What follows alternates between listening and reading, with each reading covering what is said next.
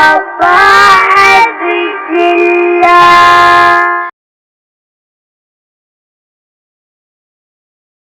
العليم من الشيطان اللعين الرجيم. بسم الله الرحمن الرحيم. الحمد لله الملك الحق المبين المتصاغر بعظمته جبابرة الطاغين المتخاضع بكبريائه أوقات المتمردين المعترف بربوبيته سائر الخلق أجمعين. والصلاة والسلام والتحية والإكرام على أشرف النبيين وخاتم المرسلين سيدنا ومولانا أبي القاسم محمد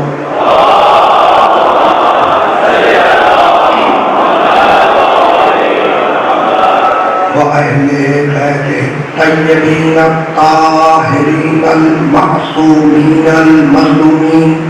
أما بعد، فقد قال الله سبحانه وتعالى في محكم كتابه المبين.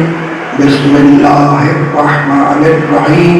شرع لكم من الدين ما وصى به نوحا والذي أوحينا إليك وما وصينا به إبراهيم وموسى وعيسى أن أقيموا الدين ولا تتفرقوا فيه. صلوات.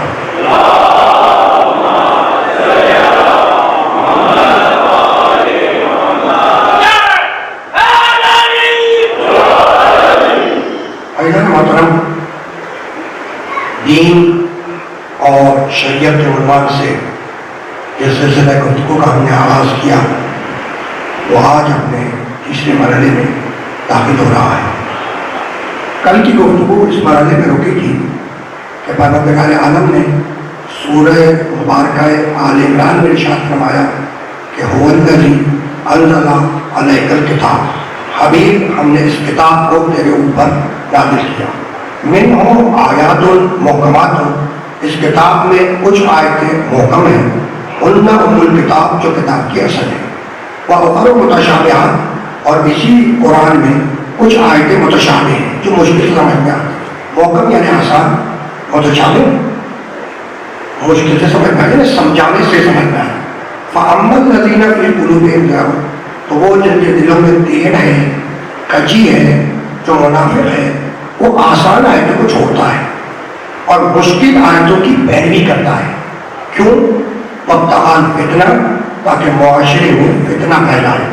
وَمَا يَعْلَمُ تَأْوِيلَهُ إِلَّا اللَّهُ وَالرَّاسِخُونَ فِي الْعِلْمِ، تو قرآن کی اصل تعویل، اصل تشریح، اصل معنی یا میں اللہ جانتا ہوں یا وہ جانتے ہیں جنہیں میں نے پڑھا کر بھیجا. تو تیسرے سورے کی 7ویں آیت ہے کہ ابھی ہم نے اس کتاب کو تیرے اوپر نازل کیا. منہ آیات محکمات، اس میں کچھ آیتیں محکم ہیں، وَأُخَرُ مُتَشَابِهَاتٌ، اور کچھ آیتیں متشابہ. محکم آسان، متشابہ مشکل. تو سورہ آل عمران میں کہتا ہے کہ اس قرآن میں کچھ آیتیں محکم آسان، کچھ آیتیں متشابہ مشکل. تیسرا سورہ 11ویں سورے میں آواز دی سورہ ہود. بسم اللہ الرحمن الرحیم.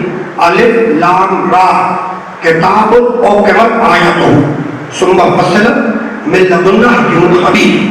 الف لام را، کتاب احکمت آیاتہ، یہ ایسی کتاب ہے جس کی ساری آیتیں محکم ہیں. احکمت آیاتہ، یہ ایسی کتاب ہے جس کی ساری آیتیں محکم ہیں. ثم فصلت، اور مفصل بھی ہے. من لدن حکیم خبیر، اور یہ صاحب حکمت اور صاحب خبر کی طرف سے نازل ہو. آل عمران نے کہا کہ کچھ محکم کچھ متشابہ. سورہ ہود میں کہتا ہے کہ پوری کتاب محکم ہے. دو مقامات کیا ہے؟ اور اب سورہ زمر 39واں سورہ قرآن مجید کا. اللہ نزل احسن الحدیث کتابا متشابہا، اللہ نے بہترین باتوں پہ مشتمل اس کتاب کو نازل کیا. کتابا متشابہا، یہ پوری کی پوری کتاب متشابہ ہے، یہ پوری کی پوری کتاب متشابہ ہے۔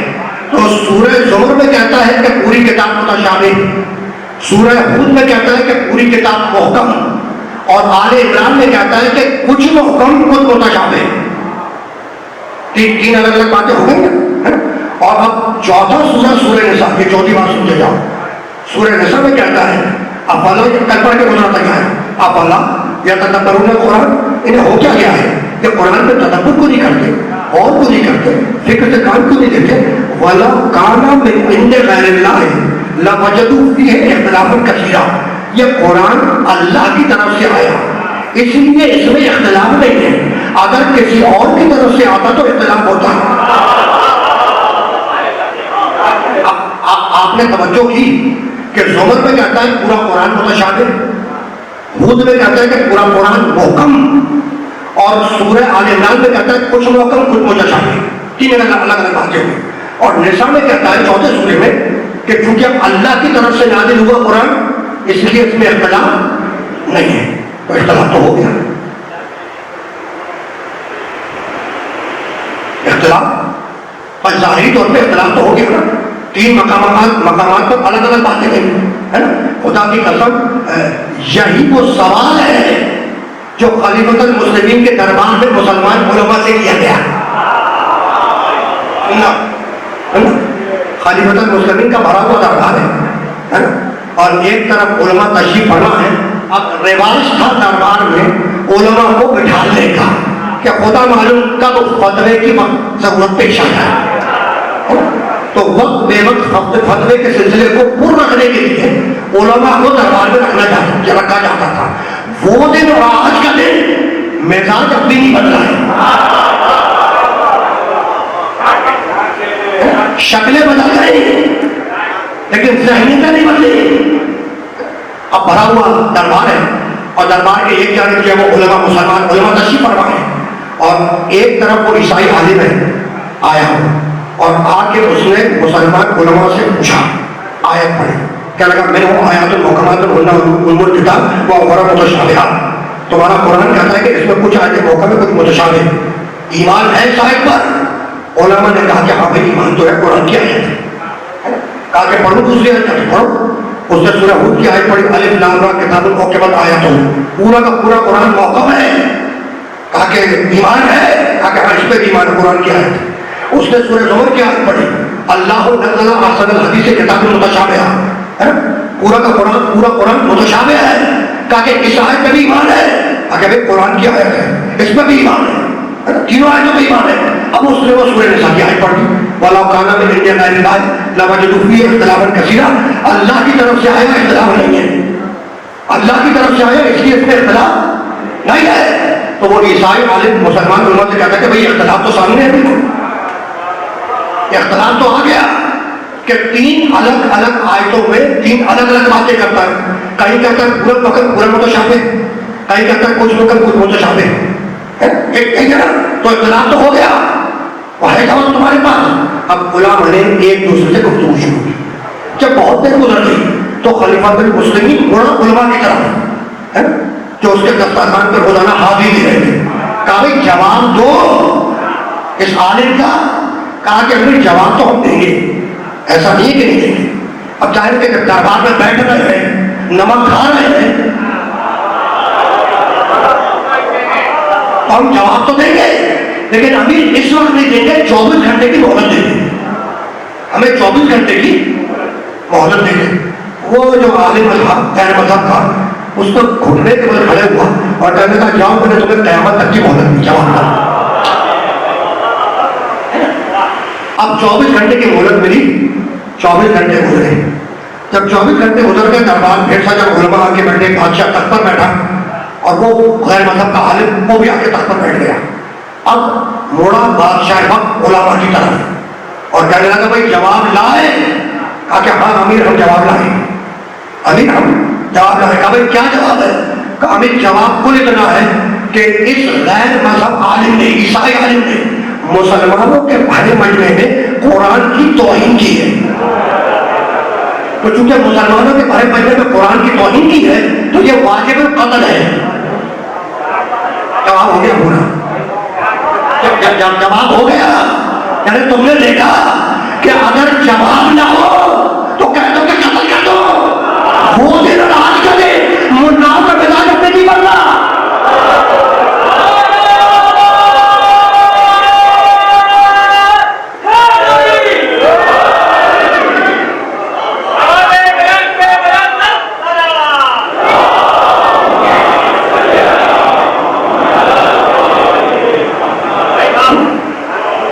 جواب یہ ہے کہ اس نے توہین قرآن کی، توہین کلام اللہ کیا. اس کا جواب یہ ہے کہ سزا کا مستحق ہے، اس کو قتل کر دو. اسے کہا قتل کر دو. وہ جو غیر مذہب تعلیم ہے اسے قتل کر دو، مجھے جی کوئی پرواہ نہیں ہے. لیکن اتنی بات ثابت ہو گئی کہ یہ قرآن اللہ کا کلام نہیں ہے، اس لیے کہ اختلاف ہے. اب دربار میں جو بیٹھے ہوئے لوگ تھے نا، ان میں سرگوشیاں بلند ہوئی. جب سرگوشیاں زیادہ بلند ہوئی تو وہ جو بادشاہ کا امیر تھا خوشی، وہ آیا خلیفۃ المسلمین کے پاس اور آ کے کہنے لگا اس میں پریشانی کی کیا بات ہے؟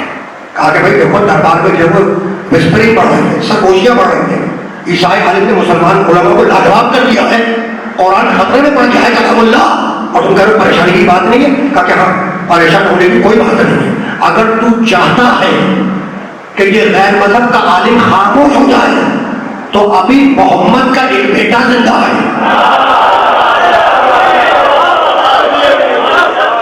ابھی قرآن کا ایک وارث محمد کا ایک بیٹا زندہ ہے، اسے بولا وہ اس کو لاجواب کرے گا. کہا تیرا اشارہ جعفر صادق کی طرف ہے؟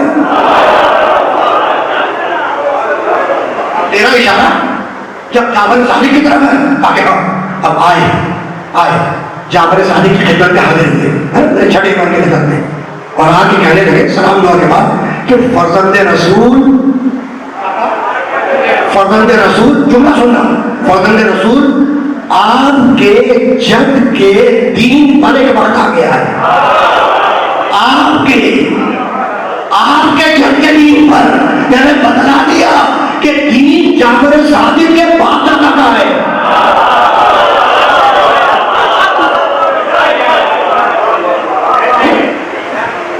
تو چل کے بعد جب بھی فرمائے اگر آپ نہ دیں تو مسئلہ نازک ہو جائے گا.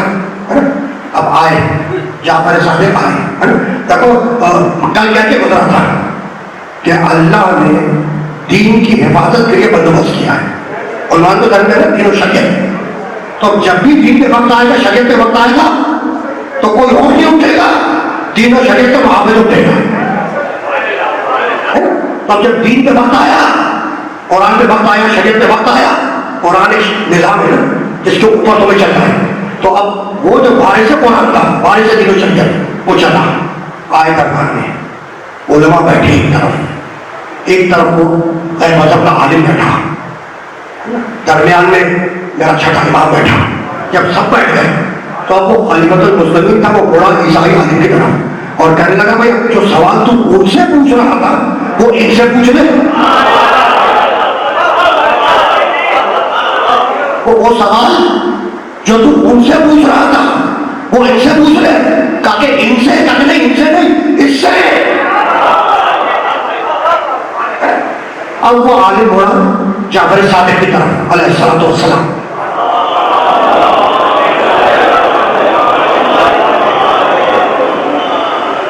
یہ جعفر صادق علیہ السلام فقہ جعفری کے بانی ہے.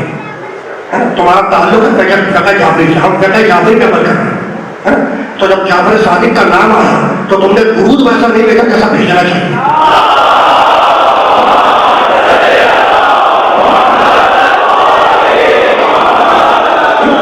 بھائی میں تو تھکا ہوا ہوں، اس کے باوجود محسوس نہیں ہونے تم کہ تھکا ہوا ہوں، لیکن تمہیں تو نہیں تھکنا چاہیے.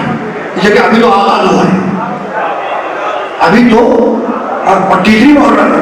اگر ابھی سے تھک گئے تو معاملہ نازک ہو جائے. بھائی اگر تم ابھی سے تھک گئے تو دوسروں کو تھکاؤ گے کیسے؟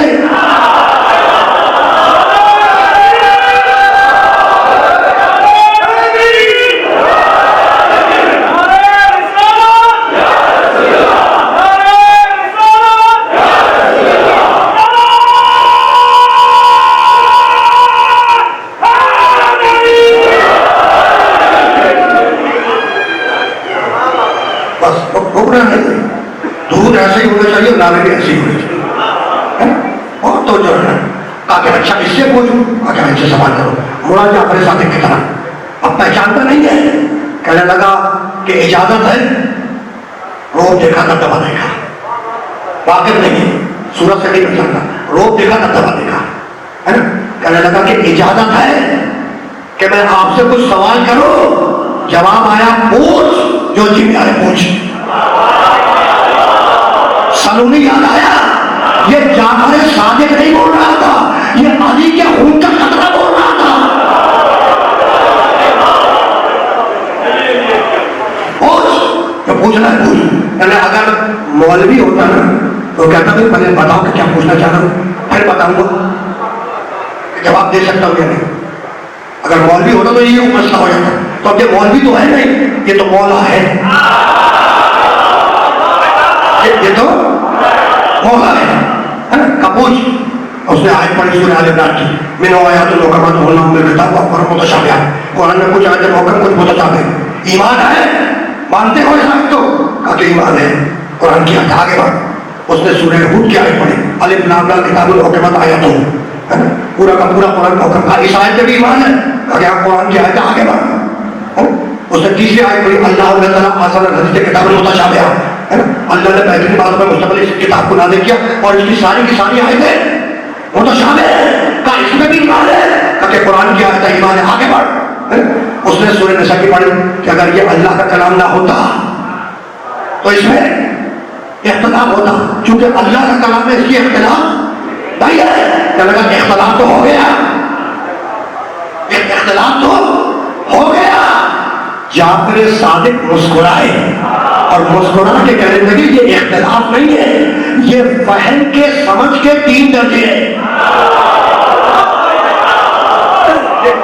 یہ اختلاف نہیں ہے، یہ قرآن فہمی کے یہ سمجھ کے 3 درجے ہیں۔ سن، جو قرآن کا منکر ہے اس کے لیے پورا قرآن متشابہ ہے، جو قرآن کا مومن ہے اس کے لیے کچھ وقت کچھ متشابہ ہے، اور جو قرآن کے وارث ہے اس کے لیے پورا محکم ہے۔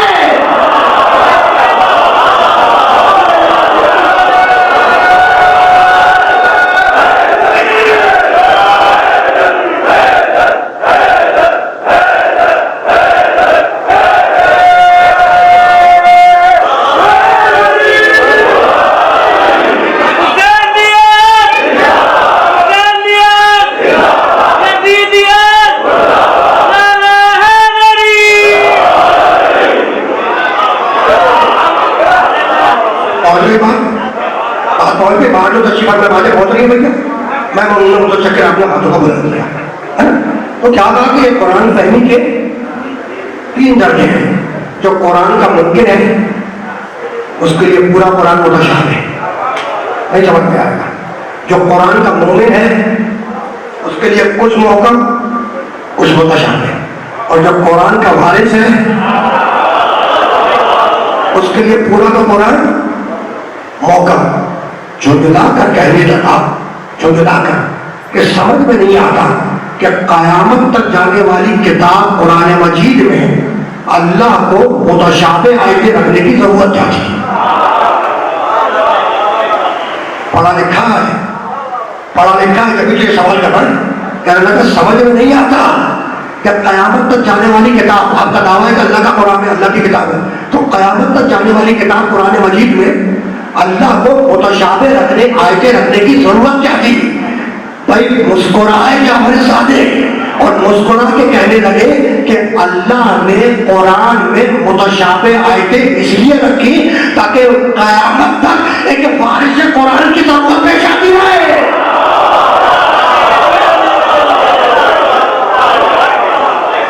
اور ہے نا؟ تو جب بھی دین و شریعت کے وقت آئے کون اٹھے؟ وارث دین، وارث شریعت، دین کا محافظ، شریعت کا محافظ۔ دین میں اصول بھی ہے، فروع بھی ہے، دین میں اصول بھی ہے، فروع بھی ہے، یعنی دونوں کے مجموعے کا نام ہے دین اسلام۔ دین و شریعت کے ذہن میں دین میں اصول بھی ہے، دین میں فروع بھی ہے۔ آسان کر دوں، ایک حصہ ہے دین میں اصول دین کا، ہے نا؟ دوسرا حصہ دین میں فروع دین کا. اصول دین سب کو یاد ہے, سب کو یاد ہے. توحید, عدل, نبوت, امامت, قیامت. فروع دین سب کو یاد ہے. نماز, روزہ, حج, زکات, قوم, جہاد, امر بالمعروف, نہی عن المنکر, یہی یاد ہے نا. تو اصول دین, فروع دین بہت توجہ رکھنا ہے نا. اچھا تو اصول دین کیا ہے؟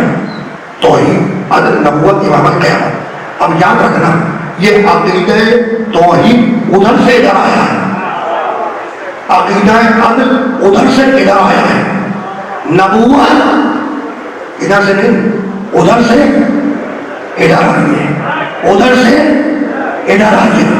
جبھی تو کہا کنت نبیا وآدم بین الماء والطین, جبھی تو کہا کہ میں اس وقت بھی نبی تھا جب تمہارا باپ آدم پانی اور مٹی کے درمیان تھا, یعنی تمہارا باپ بنا نہیں تھا. میں اس وقت بھی نبی تھا. تو جب تمہارا باپ مجھ جیسا نہ ہوا تو پھر تم مجھ جیسے کیسے بناؤ گے؟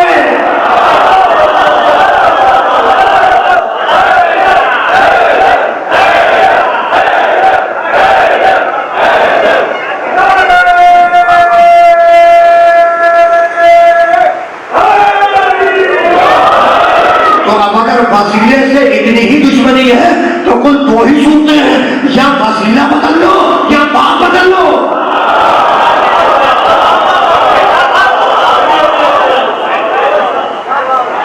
رکنا نہیں ہے, بہت تیزی کے ساتھ ہمیں جانا ہے. ٹھیک, تو عقیدہ توحید ادھر سے ادھر آیا, عقیدہ عدل ادھر سے ادھر آیا, نبوت ادھر سے ادھر آئی, عقیدہ قیامت ادھر سے ادھر آیا. اور اب نمازیں ادھر سے اتر گئی, روزہ ادھر سے اتر گئی, اور زکات ادھر سے اتر گئی, حج ادھر سے اتر گیا, قوم ادھر سے اتر گیا, جہاد ادھر سے ادھر گیا. تو جو ادھر سے ادھر آئے وہ ہے اصول دین, اور جو ادھر سے ادھر جائے وہ ہے فروع دین. اب امامت کے لیے تم خود ہی طے کر لو. اگر تم بناؤ گے, اجماع سے بناؤ گے, شورا سے بناؤ گے تو فروع دین میں ہوگا, اور ادھر کعبے میں آئے تو اصول دین میں ہوگا.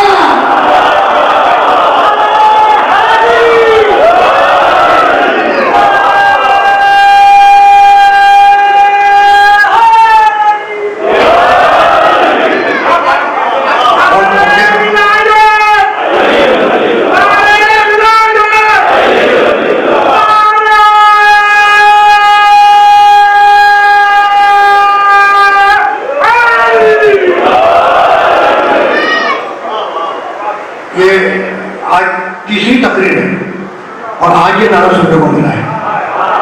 میں تو انتظار ہی کر رہا تھا, اس نعرے کا انتظار کرتا ہی رہوں گا جب تک زندہ ہوں. بھائی اسی نعرے کا تو انتظار کرتا رہوں گا, بھائی اسی نعرے کا انتظار کرتا رہوں گا.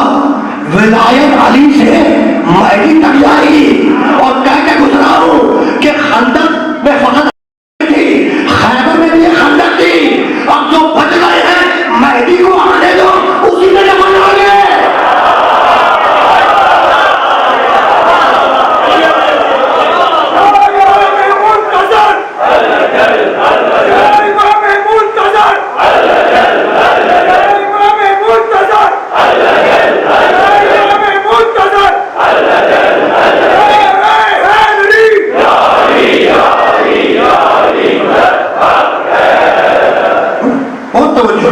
جو ادھر سے ادھر آئے وہ اصول دین, جو ادھر سے ادھر جائے وہ فروع دین. اب جملوں کو بنانا ہے اسے کہ مجھے تھوڑا سا آگے جانا ہے.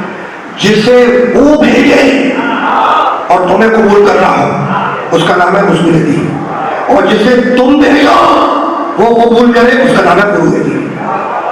اوکے بات سمجھے ہے نا. اب یاد رکھنا کہ اصول دین کا تعلق ہے ایمان سے, اصول دین کا تعلق ہے ایمان سے, اور فروع دین کا تعلق ہے عبادت سے. کہ دونوں باتیں واضح ہو گئی. اصول دین کا تعلق ایمان سے, فروع دین کا تعلق عبادت سے. مگر فرق کو یاد رکھنا کہ ایمان عبادت سے افضل ہے.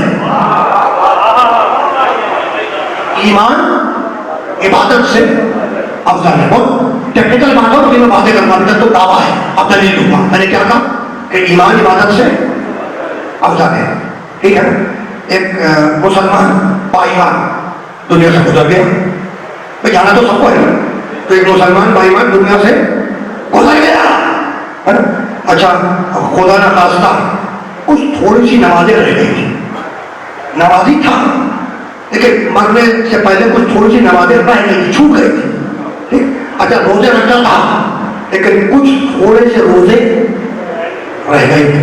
اچھا بھائی مستطیع تھا، شرط ہے نا للہ علی الناس حج البیت من استطاع الیہ سبیلا، اگر مستطیع ہو تو ہم نے حج کو تو پر واجب کیا، تو مستطیع ہو گیا تھا لیکن حج نہیں کیا تھا. اچھا تو ورثہ کیا کرتے؟ نیابت میں نمازیں پڑھوا دیتے، نیابت میں روزے رکھوا دیتے، نیابت میں حج کروا دیتے ہیں. یہی تو ہے نا. تو عبادت کی جو کمی وہ رہ گئی تھی وہ اس طریقے سے نیابت کے ذریعے پوری ہو جاتی ہے. بات پہنچ گئی، پیچھے والے بات پہنچی کہ بھائی جو عبادت کی کمی رہ گئی تھی تم نے بدلے میں نیابت میں نمازیں پڑھوا دی، روزے رکھوا دیا، حج بدل کروا دیا، تو وہ جو عبادت کی کمی رہ گئی تھی وہ نیابت سے پوری ہو گئی. اب خدا نہ خواستہ کوئی ایمان میں تھوڑی سی کمی چھوڑ کے مرا،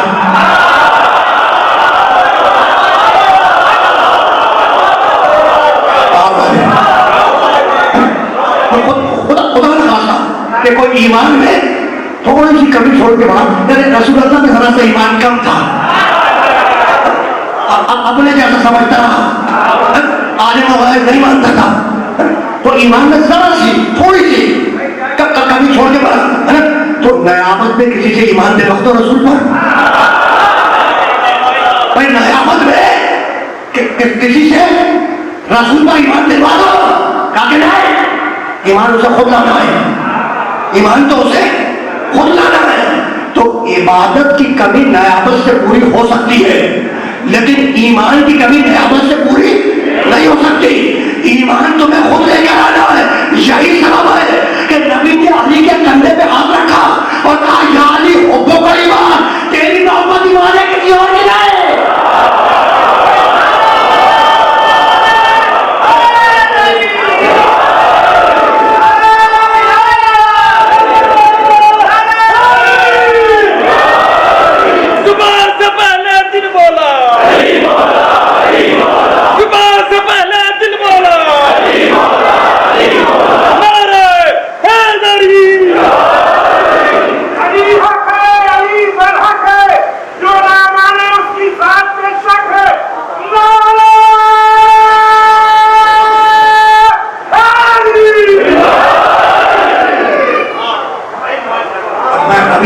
کمنٹ کرنے کے موڈ میں تھوڑا سا آگے جاؤں گا، ورنہ تم مجھے دائیں بائیں کر دیں. تھوڑا سا آگے جائیں گے پھر دیکھ کے جب بیچ میں دراصل تھوڑا سا میں آگے بڑھ جاؤں گا، تھوڑا سا اس وجہ سے آگے بڑھ جاؤں. تو عبادت کی کمی نیابت سے پوری ہو سکتی ہے لیکن ایمان کی کمی نیابت سے پوری نہیں ہو سکتی. ایمان تمہیں خود لانا ہے. تو فرق تو واضح ہو گیا نا ایمان اور عبادت کا. اور اب سارے مذہب اس بات پہ متفق ہیں، سارے، کوئی کنٹروورسی نہیں ہے.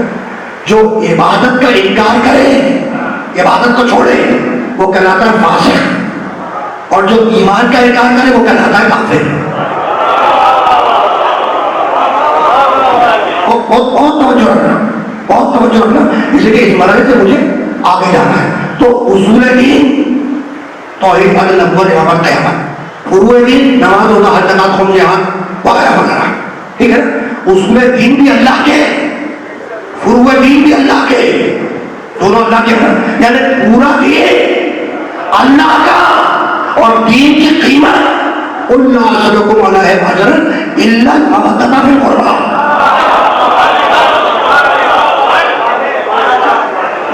توحید بھی اللہ کی، عدل بھی اللہ کا، نبوت بھی اللہ کی، امامت بھی اللہ کی، قیامت بھی اللہ کی، نماز بھی اللہ کی، روزہ بھی اللہ کا، حج بھی اللہ کا، زکات بھی اللہ کی، خود بھی اللہ کا، جہاد بھی اللہ کا. تو پورا دین اللہ کا اور دین کی قیمت غیر اللہ سے محبت.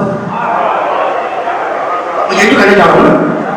اللہ صلی اللہ علیہ وسلم حبیب ان سے کہہ دو کہ رسالت کی اجرت نہیں مانتا، دینی ہے. اجرت کیا ہے؟ اولاد محمد سے محبت کرو. تو دین کی قیمت کیا ہے؟ اولاد محمد سے محبت، آل محمد سے محبت. یعنی اللہ نے آل محمد کی محبت کو نماز روزہ حج زکات کی طرح واجب نہیں کیا. ذرا فرق سمجھنا.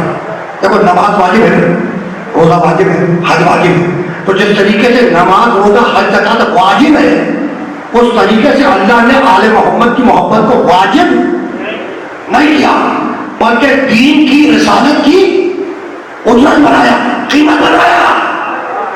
تو پھر فرق کیا ہے؟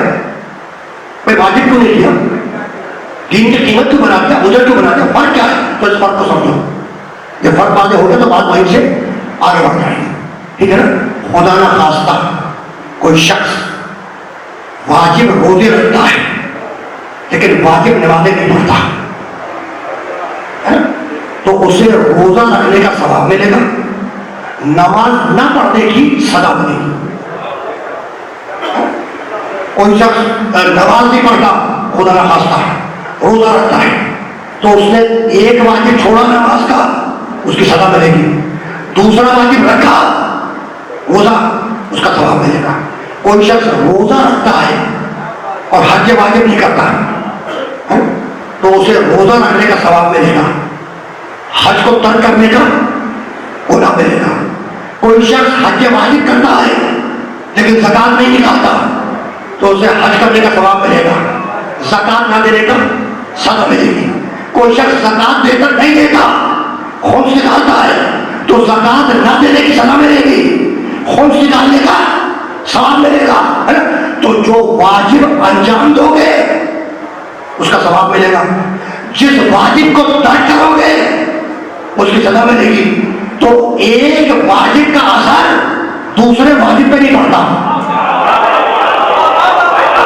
بہت توجہ رکھنا, یہ ٹیکنیکل بات ہے, میں پہنچانا چاہ رہا ہوں, یہ پہنچ گئی تو نتیجہ خود بخود سمجھ میں آئے گا. بھائی ایک واجب کا اثر دوسرے واجب پر نہیں ہوتا. نماز پڑھی, واجب انجام دیا, ثواب مل گیا. روزہ خدا نے خاصا ترک کیا, واجب چھوڑا, گناہ مل گیا. تو جو واجب کیا اس کا ثواب ملا, جو واجب نہیں کیا اس کا گناہ ملا. تو ایک واجب کا اثر دوسرے واجب پر نہیں ہوتا. اگر اللہ آل محمد کی محبت کو نماز روزے کی طرح واجب کر دیتا تو بہت سے دل والے ایسے آ جاتے جو کہتے نماز تو پڑھی, روزہ تو رکھا, حج تو کیا, زکات تو نکالی, خمس تو دیا, جہاد میں تو گئے, اگر ایک واجب نہ کیا تو فرق کیا پڑتا ہے؟ تھوڑا سا سزا بھگت کے چلے جائیں گے.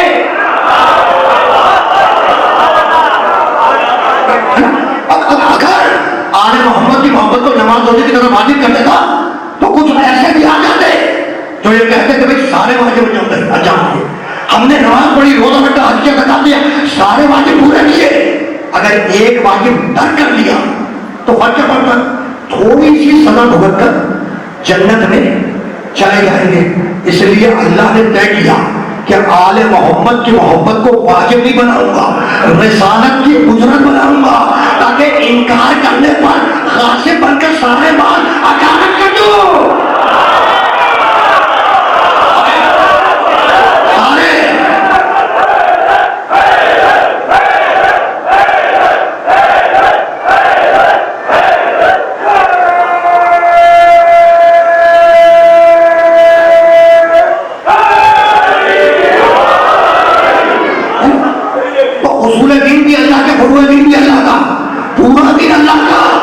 اور دین کی قیمت اور آل محمد سے محبت. پروردگار کہہ دے کہ دین کی قیمت کیا ہے کہ مجھ سے محبت کرو. اب ایجنڈا بدل رہا, مالک کہہ دے کہ دین کی قیمت کیا ہے کہ مجھ سے محبت کرو. کہ نہیں, تمہارے اس اعتراض کا جواب اس طریقے سے دوں گا کہ آل محمد کی محبت کو اپنی محبت بناؤں گا اور پھر اجرت کے طور پہ مانگ کر دیکھوں گا کہ دیتے بھی ہو یا نہیں.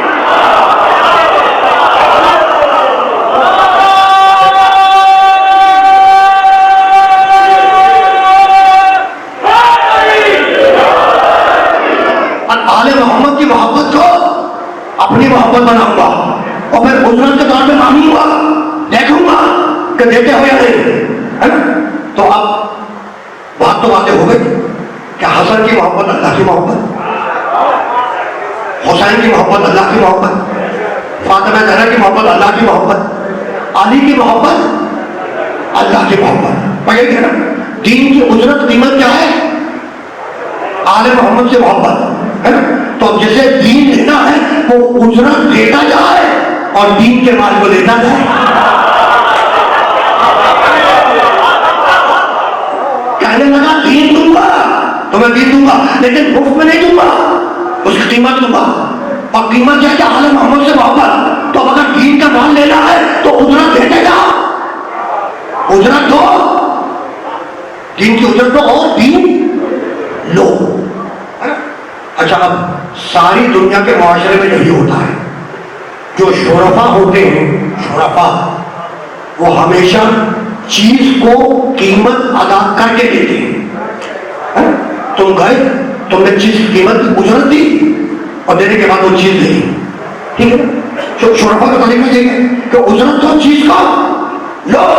لیکن اسی انسانی معاشرے میں، میں تمہارے شہر کی، تمہارے ملک کی بات نہیں کر رہا، پورے گلوبل سوسائٹی کی بات کر رہا ہوں، انسانی معاشرے. اسی انسانی معاشرے میں کچھ ایسے بھی ہوتے ہیں جو بغیر اجرت دیے چیز کو لے جاتے ہیں. ہوتے نہیں ہوتے ہیں نا. اب ان کی 3 قسمیں ہیں، چور، ڈاکو اور ٹھگ.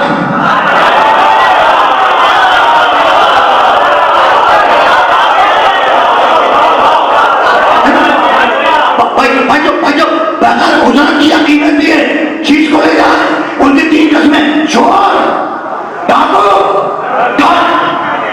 جو نقب لگا کر آئے اور مال کو لے جائے اسے کہتے ہیں چور. جو دن دہاڑے اسلحہ دکھلا کے مال لے جائے اسے کہتے ہیں ڈاکو. اور جو پہلا پھسلا کر مال کو لے جائے اسے کہتے ہیں ٹھگ.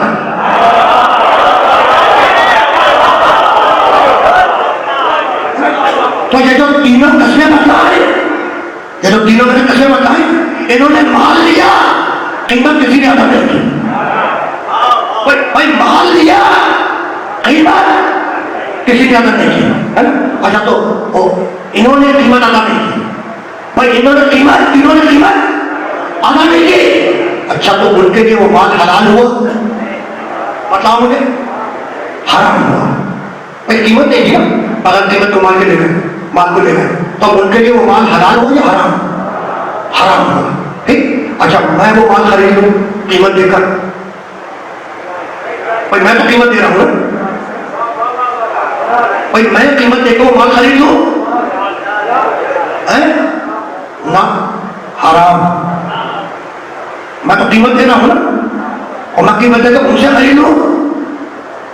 بھائی تم چکر میں ہو کے راستہ بن جائے جو تمہارے صدر ودر میں جو ہے نا وہ سب بکتا میں کہتا ہے ادھر ادھر کا، اور میں ایسا ہونے نہیں دوں گا. جو حرام ہے وہ حرام ہے.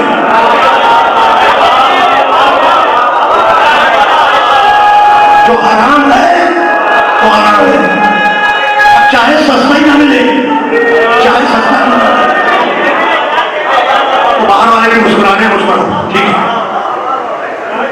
ابھی دیکھو کوئی مہنگائی کا یہ عالم ہو چکا ہے، مہنگائی کا یہ عالم ہو چکا ہے کہ ہر آدمی شارٹ کٹ کے لیے کوشش کرتا ہے نا.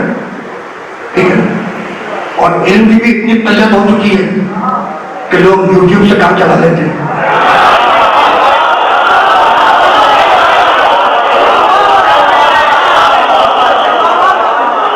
میری نگاہ بڑی، میرے بزرگ بھی ہیں، میرے دوست بھی ہیں. جناب علی رضوی صاحب جو ہیں، پروردگار ان کو شب کاملہ عطا فرمائے، علی چل رہے بس بہت نہیں ہے اس بدل سے آگے بڑھا ہے. تو انہوں نے مال دیا غلط قیمت کے، حلال ہوا حرام؟ حرام. اچھا میں تو قیمت دے رہا ہوں، قیمت دے کر میں وہ مال لے لو، حلال ہے؟ نہیں، خدا کی قسم حرام. کیوں؟ اس لیے کہ سورس حرام تھا، اس لیے کہ سورس حرام تھا. تو جنہوں نے کل بغیر قیمت کے لیا انہوں نے بھی حرام کیا، جو آج بغیر قیمت کے لے رہے ہیں وہ بھی حرام کر رہے ہیں.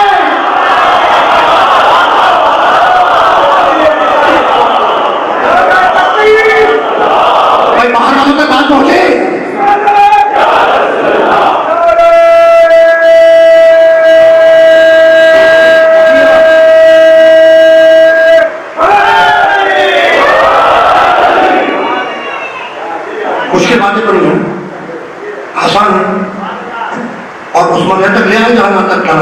ذرا سا آگے جانا ہے، ٹھیک ہے نا؟ تو اب اصول کیا ہے کہ دین کی قیمت دو، دین کا مال دے لو، ٹھیک ہے نا؟ اور قیمت کیا ہے، اجرت کیا ہے، آل محمد سے محبت ہے نا؟ تو اب علی کی محبت، اللہ کی محبت، علی کی محبت، علی کی محبت، اب یہ اب تک دعویٰ ہے، اب میں دلیل دینے جا رہا ہوں، یہ دعویٰ ہے اور اب میں دلیل دینے جا رہا ہوں۔ ایک بی بی ہے جس کا نام ہے مریم،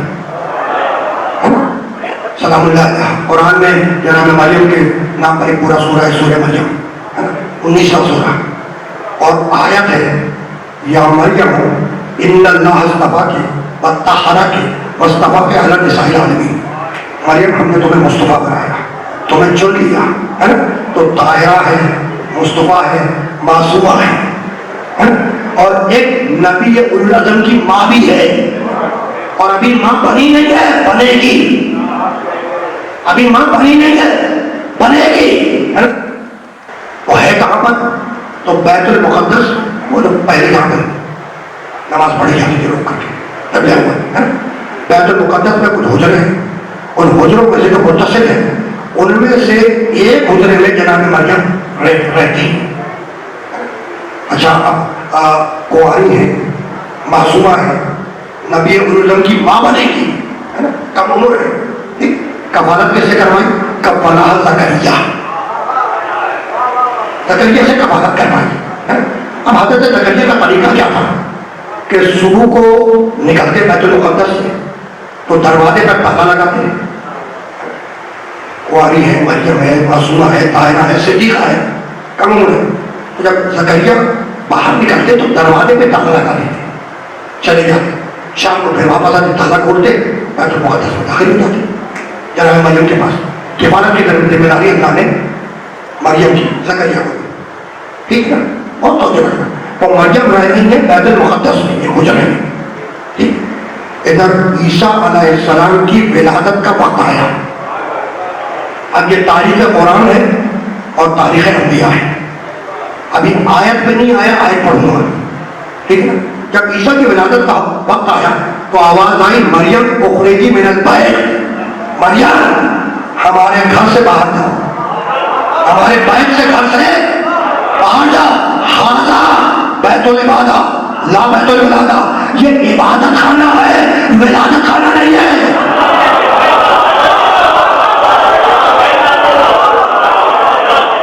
یہ تو تاریخ ہے، یہ تاریخ ہے کہ جب ولادت کا وقت آیا عیسیٰ علیہ السلام کے تو کہا کہ اخرجی من البیت، میرے بیت سے باہر جاؤ، ہے نا؟ ایک کمال ہو گیا، یہ بھی عبادت خانہ ہے، اور خانہ کعبہ بھی عبادت خانہ ہے، یہاں کہہ رہا ہے کہ باہر جاؤ۔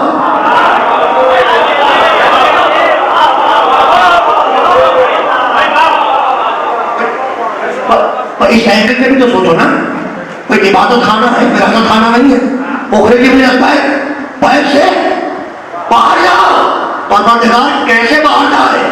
چابی تو زکریا کے پاس ہے، مالک باہر جائے تو کیسے جائے؟ اس لیے کہ چابی تو بیت المقدس کی زکریا کے پاس ہے، دروازے پہ تالا بنا ہے۔ اب یہاں پہ میں اپنے والد اللہ کا جملہ نقل کر رہا ہوں کہ اب تاریخ بنی کہ مریم کے لیے دیوار ٹوٹی، راستہ بنا، تو راستہ مریم کے لیے بھی بنا، راستہ بنت اسد کے لیے بنا، لیکن فرق کو سمجھو، مریم کے لیے راستہ بنا کے باہر جاؤ، بنت اسد کے لیے راستہ بنا کے اندر آؤ۔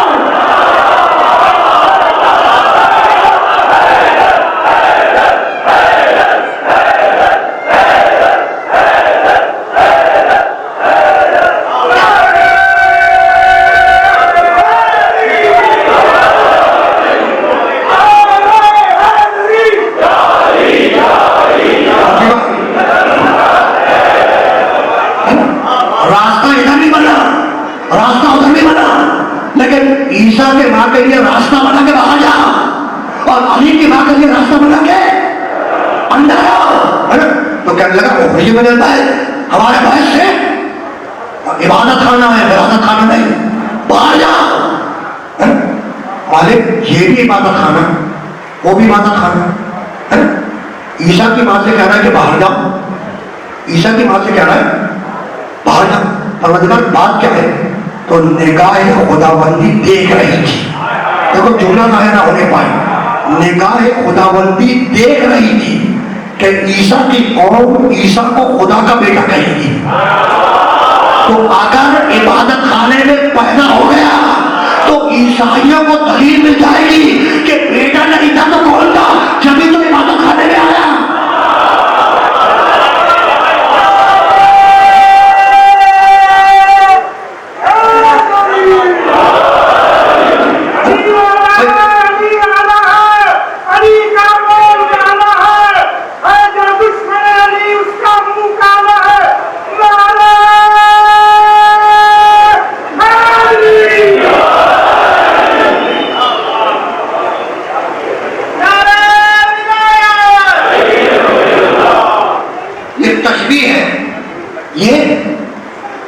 تشبیہ ہے، اصل میں جو ہے وہ دل کالا ہے۔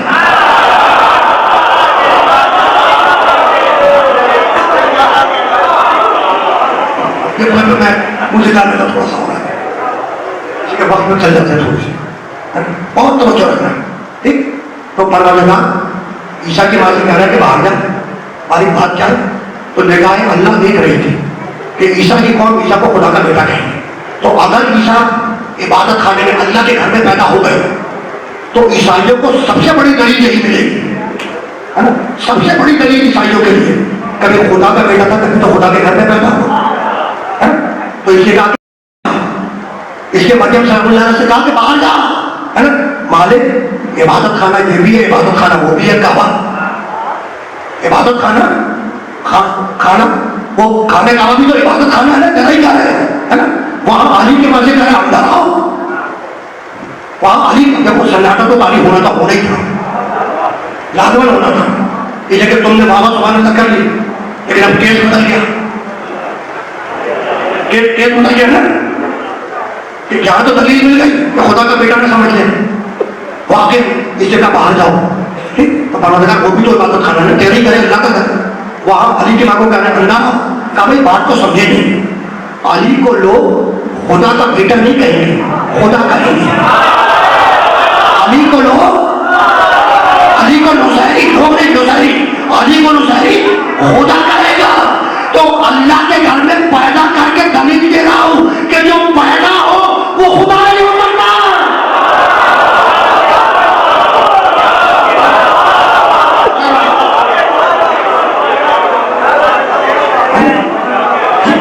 تو دونوں طرف تاریخ بنائے، ادھر مریم کو نکال کے تاریخ بنائے، ادھر پیدا کر کے بتائے کہ جو پیدا ہو،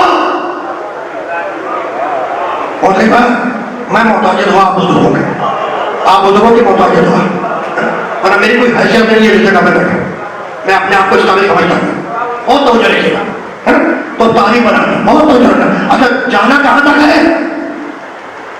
یہ تو درمیان میں آ گئی بات، علی کی محبت، یہ تو کسی کو نہیں بولنا چاہیے، میں اصل ایجنڈے یہ دینا اچھی تقریر، باہر والے سب نہیں ہے نا، دلیل مکمل کرنے کے علی کی محبت، اللہ کی محبت، ہے نا؟ اب رک جاؤ، یہ دھیان رکھنا، دعویٰ تھا دلیل دینے جا رہا تھا، علی کی محبت کیا ہے؟ اللہ کی محبت، ہے نا؟ اچھا اب عیسیٰ بہت توجہ رکھنا، مریم بیت المقدس میں ہے، زکریا کفالت کر رہے ہیں، تالا لگا کے چلے جاتے ہیں، شام میں واپس آتے ہیں۔ اب یہاں سے قرآن، وہ عبارتیں تاریخ کی، اب یہاں سے میں قرآن پڑھا، ہے نا؟ جب تالا کھول کر سورہ مریم میں دیکھنا، زکریا اندر داخل ہوتے ہیں، کفالہ زکریا نے کفالت کی، ہے نا؟ تو جیسے اندر داخل ہوتے ہیں تو وجد عندہا رزقا، کلما دخل علیہا زکریا المحراب، جب بھی زکریا محراب عبادت میں داخل ہوتے تو وجد عندہا رزقا، تو دیکھتے کہ رزق رکھا ہوا ہے، غذا رکھی ہوئی ہے، پھل رکھا ہوا ہے، پانی رکھا ہوا ہے۔ تو حیرانی کے عالم میں پوچھتے قالا انا لک ھذا، مریم یہ غذا، یہ پھل، یہ وغیرہ وغیرہ پانی یہ آیا کہاں سے؟ قالا، جناب مریم کہتی ہوا من عند اللہ، یہ میرے اللہ کی طرف سے آتا ہے، یہ میرے اللہ کی طرف سے آتا ہے۔ ان اللہ یرزق من یشاء بغیر حساب، اور اللہ جسے جانا ہے بغیر حساب کے رزق دیتا ہے۔ بہت مشہور آیت ہے، دکانوں کے اوپر بھی لکھی ہوتی ہے نا، دکانوں کے اوپر بھی لکھی ہوتی ہے۔ تو فقط لکھنا کافی نہیں ہے، پڑھ کے سمجھنا ضروری ہے۔ سورہ نساء بتا چکا ہوں، وہ بہت برکت ہے، لیکن میں برکت ہے، لیکن اس کو سمجھے پڑھے نہیں، بہت توجہ رکھیے۔ تو جب پوچھا کہ کھانا کہاں سے آیا، اللہ کا کیا حاضر کہا کہ قال هو من عند اللہ، کہ میں اللہ کی طرف سے آیا، اور اللہ جسے چاہتا ہے بغیر حساب رزق دیتا ہے نا۔ تو کھانا کہاں سے آ رہا ہے؟ اللہ کے پاس سے، جنت سے کھانا آ رہا ہے، کس کے لیے؟ جناب مریم کے لیے۔ ٹھیک، جب عیسیٰ کی ولادت کا وقت آیا تو کہا اخرجی من البیت، میرے بیت سے باہر جاؤ، میرے بیت سے باہر جاؤ۔ ولادت ہوئی، مشرقی علاقے میں گئی، پورا پیراگراف ہے، پڑھ سکتا ہوں لیکن وقت میں گنجائش نہیں ہے، میں مجھے اندازہ میں تاخیر ہو گئی، میں اب سمجھ کر رہا ہوں جو کو۔ ٹھیک، باہر آئی، مشرقی علاقے میں گئی، وہاں پہ عیسیٰ کی ولادت ہوئی وغیرہ وغیرہ۔ اب غزہ ہے، غذا کی ضرورت ہے، مریم کو غذا کی ضرورت ہے۔ آواز آئی قرآن، حزی الیک بجذع النخلۃ تساقط الیک رطبا جنیا، مریم اب تمہیں غذا چاہیے نا، تو حزی الیک بجذع النخلۃ، مریم اس کھجور کے تنے کو ہلاؤ، تساقط الیک رطبا جنیا، تو تم دیکھو گے کہ تمہارے اوپر تر و تازہ خرمے ٹوٹ کر ٹپکیں گے، انہیں اٹھاؤ اور کھا لو، انہیں اٹھاؤ اور کھا لو، بس بات مکمل ہو گئی۔ علی کی محبت، اللہ کی محبت، بہت توجہ رکھنا۔ بیت المقدس میں تھی، مقدس مقدس دونوں پروننسیشن، جب تک بیت المقدس میں تھی کھانا اللہ کی طرف سے آتا، جنت سے آتا تھا۔ ٹھیک، ادھر بچے کی ولادت ہو گئی، ٹھیک، اور جنت سے کھانا نہیں آ رہا ہے، کرت تلے کو لاؤ، حزی الیک بجذع النخلۃ، لاؤ تلے کو، تو ساقط الیک رطبا جنیا، تم دیکھو گے کہ تر و تازہ خرمے ٹوٹ کے تمہارے اوپر گریں، انہیں اٹھاؤ کھا لو۔ گھبرا گئی مریم، گھبرا گئی، کا مالک وہاں تیرے گھر میں کھانا جنت سے آ رہا تھا، اور اب کیا کہ تنا ہلاؤ، خود میں ٹپکیں گے، انہیں اٹھاؤ کھا لو، تو پروردگار کوئی تقصیر ہو گئی، کوئی تقصیر ہو گئی کہ وہ جو جنت سے کھانا آ رہا تھا رک گیا؟ کہ بھائی بات کو اتنی ہے کہ اس وقت جب تم بیت المقدس میں تھی، اس وقت تمہارے دل میں بس اور بس ہماری محبت تھی۔ بہت توجہ رکھنا۔ اب چونکہ عیسیٰ پیدا ہو گیا اور ممتا کی تقاضا ہے کہ بیٹے سے محبت ہو، تو اب چونکہ اللہ کے ساتھ غیر اللہ کی محبت شامل ہو گئی، اس لیے جنت سے آتا ہوا کھانا رک گیا۔ تو اصول کیا بنا؟ اصول کیا بنا کہ جب تک فقط اللہ کی محبت ہوگی جنت سے کھانا آتا رہے گا، اور ادھر اللہ کی محبت کے ساتھ غیر اللہ کی محبت آئی، جنت سے آتا ہوا کھانا رک جائے گا۔ دیوار ٹوٹی، بنت اسد گئی، علی کی ولادت ہوئی، 3 دن مہمان رہی، بھوکی رہی یا کھانا آیا؟ کوئی جنت سے کھانا آیا، تو اگر علی کی محبت اللہ کی محبت نہ ہوگی تو آتا ہوا کھانا رک جائے گا۔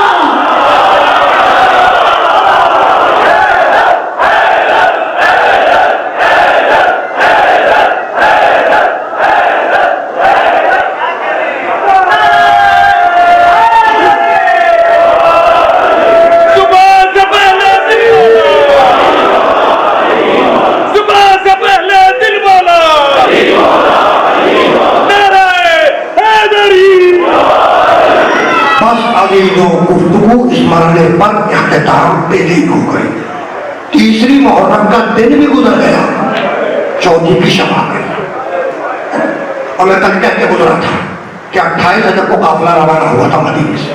حسین منزل ثعلبیہ پہ پہنچے، پڑاؤ ڈالا، منزل ثعلبیہ سے چلے منزل سوخ پر آئے، پڑاؤ ڈالا، منزل سوخ سے چلے کوفے کی طرف، جب کوفے کے نزدیک پہنچ رہے تھے حسین کہہ کے نکلے تھے، منزل سوخ پر اپنے صحابیوں سے کہہ کے نکلے تھے کہ بھائی ہمارے پاس جو ذخیرہ آب ہے پانی، اس میں بہت زیادہ گنجائش نہیں، تو جہاں کہیں بھی پانی نظر آ جائے تو مسجدوں کو بھر لینا۔ تو جب کوفے کی طرف روانہ ہوئے تو ایک مقام پر حسین کے اصحاب نے تکبیر بلند کی، اللہ اکبر۔ حسین نے تکبیر سنی، عباس کو بلایا، کہا بھیا عباس ذرا معلوم تو کرو کہ یہ تکبیر جو بلند ہوئی ہے اس کا سبب کیا ہے؟ عباس آئے، سنا، پلٹ کے واپس گئے، کہا کہ مولا دور کھجور کے ٹہنیوں کے پتے نظر آ رہے ہیں، کھجور کی ٹہنیاں جو ہے نا ان کے پتے وہ دور نظر آ رہے ہیں، اس کا مطلب یہ ہے کہ پانی کہیں قریب موجود ہے۔ اس لیے اصحاب نے نعرہ تکبیر بلند کیا، جو عباس نے سنا وہ آگے نقل کر دیا، ٹھیک ہے نا۔ اب امامت کی نگاہ نے اس طرف دیکھا اور دیکھ کر کہنے لگے کہ بھیا عباس یہ کھجور کی ٹہنیاں نہیں ہیں، یہ کھجور کے پتے نہیں ہیں، عباس یہ حر کی فوج کے نیزوں کی آنیاں۔ تو عباس اسی مقام پر رک جاؤ۔ حسین رکے، انتظار کیا، حر اپنے رسالے کے ساتھ آیا اور مقتل کی کتابوں میں لکھا ہے کہ بہت بڑا بہادر تھا، حر جو ہے وہ بہت بڑا بہادر تھا۔ آیا اپنے رسالے کے ساتھ، فوج کے ساتھ آیا، گھوڑے سے اترا، سلام کیا، فضل نے رسول آپ پر میرا سلام۔ حسین نے جواب سلام دیا، پوچھنے لگا کہ فضل نے رسول کہاں کا قصد ہے؟ کہا کہ ہم کوفے کی طرف جائیں گے۔ کہا فضل نے رسول امیر نے حکم دیا ہے کہ آپ کو کوفے کی طرف نہ جانے دیا جائے۔ کہا کہ لیکن میں نے یہ طے کر لیا ہے کہ میں کوفے کی طرف جاؤں گا۔ یہ کہہ کر حسین نے گھوڑے کو ایڑ دی، جیسے ہی حسین نے زلزلہ کو ایڑ دی، اتنا بڑا بہادر تھا حر کہ اس نے آگے بڑھ کر حسین کے گھوڑے کی لگام ڈال دی۔ بس جیسے ہی حر نے حسین کے گھوڑے کی لگام تھامی، بے اختیار حسین کی زبان سے نکلا سقالت کا اموں کا یا حر، حر تیری ماں تیرے ماتم میں بیٹھے۔ بہت بڑا بہادر تھا، بہت بڑا بہادر۔ جیسے ہی حسین نے کہا کہ تیری ماں تیرے ماتم میں بیٹھے، گھبرا کر لگام کو چھوڑا اور کہنے لگا فرزند رسول آپ نے تو میری ماں کا نام لے دیا ہے نا، لیکن فرزند رسول میں تو آپ کی والدہ واجدہ کا نام بغیر وضو کے لے بھی نہیں سکتا، میں تو آپ کی والدہ واجدہ کا نام بغیر وضو کے لے بھی نہیں سکتا۔ یہ آواز عباس کے کانوں تک پہنچ گئی، گھوڑے کو دوڑاتے ہوئے آئے اور آگے کہنے لگے اور یہ کس کی ماں کا تذکرہ ہو رہا تھا، اور یہ کس کی ماں کا تذکرہ ہو رہا تھا؟ اگر دوبارہ تیری زبان سے جملہ نکلا تو زبان کاٹ کے ہاتھ میں رکھ دوں گا۔ حسین نے شانے پہ ہاتھ رکھا، کہا بھیا عباس صبر کرو، بھیا عباس صبر کرو، باقی میں صبر ہے۔ اب ایک مرتبہ دیکھو چوٹ لگ گئی ہے، حر کے دل پر چوٹ لگ گئی ہے، یعنی کمال ہے، کمال ہدایت، ہدایت کی وجہ ہے نا۔ حر کی ماں کا تذکرہ یہ ہے امامت، حر کی ماں کا تذکرہ اسی لیے کیا تاکہ حر کے ذہن میں حسین کی ماں کا خیال آ جائے، تو دل موڑ ہوا، دل پہ چوٹ لگ گئی، کہنے لگا فرزند رسول میں بھی پیاسا ہوں، میرا لشکر بھی پیاسا ہے، تو پانی مل جائے تو بہت اچھا ہوگا۔ حسین بولے عباس کی طرف، کہا عباس حر بھی پیاسا ہے، حر کا لشکر بھی پیاسا ہے نا، تو حر کو بھی پانی پلاؤ اور اس کے پورے لشکر کو بھی پانی پلاؤ۔ تو وہ جو سقائے سکینہ ہے نا اس نے مشق لی اور باقی اصحاب حسین نے مشقیں لی اور حر کے سپاہیوں کو پانی پلاتے ہوئے چلے، اور یہ مقتل کے الفاظ ہیں کہ دیکھنے والوں نے دیکھا کہ حسین نے مشق کندھے پہ رکھی اور حسین نے بھی پانی پلانا شروع کیا۔ جب سب کو سیراب کر دیا پانی سے، ساقی کوثر کے بیٹے نے پیاسوں کو سیراب کر دیا پانی سے، تو ایک مرتبہ حسین بڑے عباس کی طرف، کہا کہ بھیا عباس یہ حر کے جانور بھی تو پیاسے ہوئے نا،